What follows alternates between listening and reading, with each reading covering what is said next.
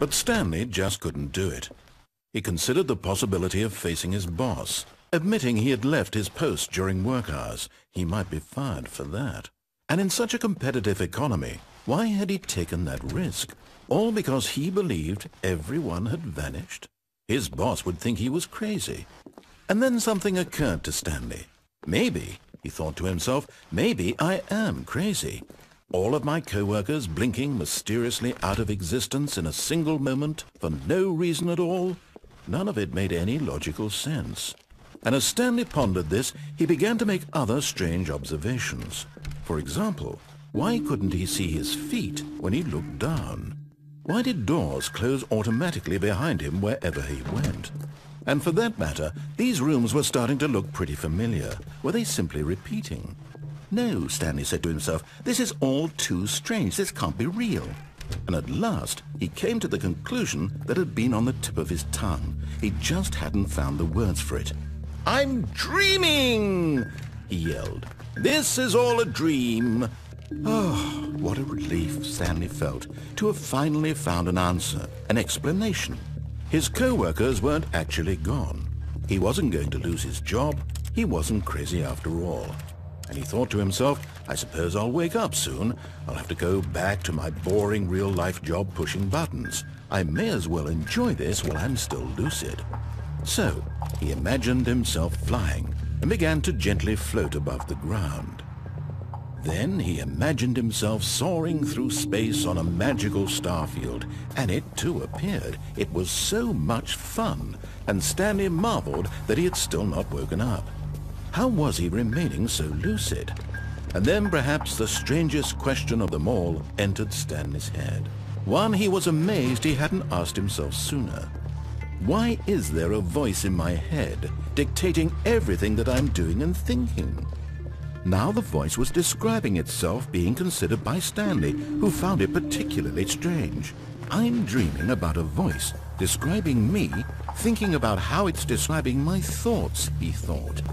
And while he thought it all very odd and wondered if this voice spoke to all people in their dreams, the truth was that, of course, this was not a dream. How could it be? Was Stanley simply deceiving himself, believing that if he's asleep he doesn't have to take responsibility for himself? Stanley is as awake right now as he's ever been in his life.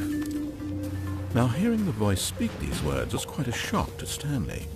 After all, he knew for certain, beyond a doubt, that this was in fact a dream. Did the voice not see him float and make the magical stars just a moment ago? How else would the voice explain all that? This voice was a part of himself too. Surely, if he could just... He would prove it. He would prove that he was in control, that this was a dream. So he closed his eyes gently, and he invited himself to wake up. He felt the cool weight of the blanket on his skin, the press of the mattress on his back, the fresh air of a world outside this one. Let me wake up, he thought to himself. I'm through with this dream.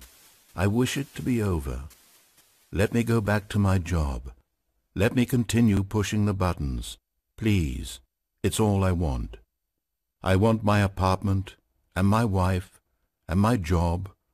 All I want is my life exactly the way it's always been. My life is normal. I am normal. Everything will be fine. I am okay.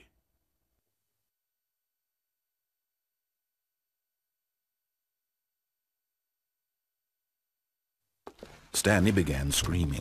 Please, someone, wake me up. My name is Stanley. I have a boss. I have an office. I am real. Please, just someone tell me I am real. I must be real. I must be. Can anyone hear my voice? Who am I? Who am I? And everything went black.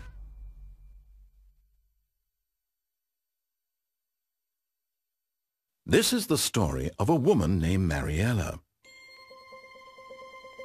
Mariella woke up on a day like any other.